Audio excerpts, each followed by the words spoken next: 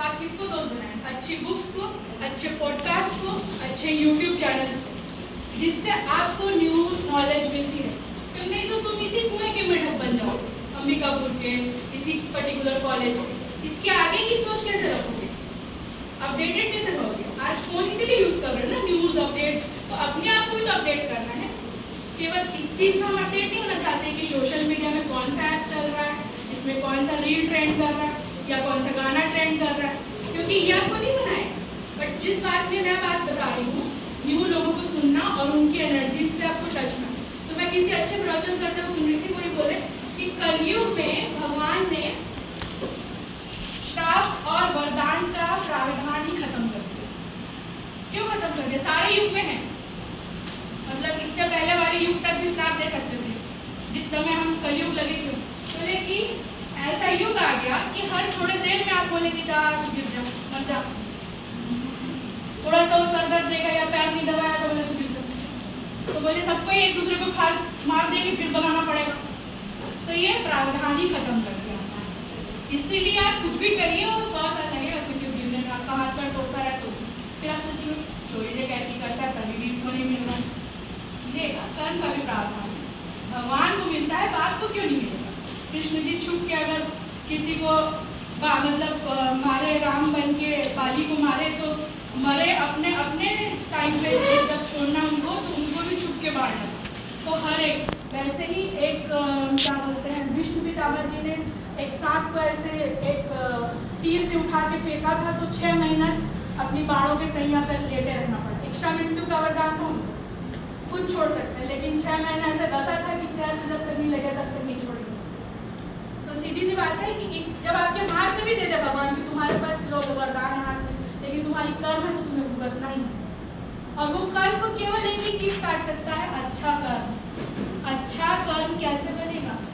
आप क्या कर रहे हैं? रोज तो करोड़ों दान नहीं कर रहे हैं, रोज आप 24 घंटे किसी के लिए सेवा नहीं कर रहे हैं। एक चीज आप हर जगह कर सकते हैं, वो है साधना।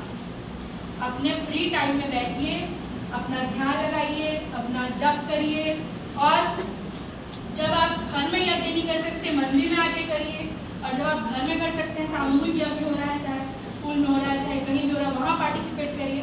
अब यज्ञ के भी केवल ये नहीं है कि ये जो अग्नि जल रही है उसमें स्वाहा करना वही यज्ञ। सो व्हाट टाइप्स ऑफ यज्ञ वी हैव? 5 टाइप्स।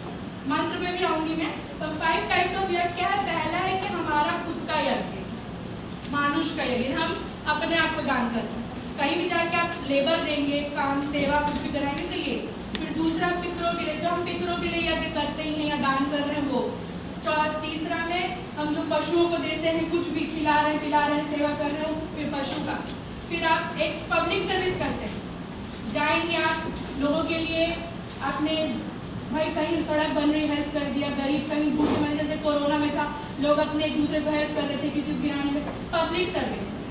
और 5वां आएगा फिर कि आपने ज्ञान का यज्ञ किया, ये जो हम कर रहे हैं ये भी यज्ञ।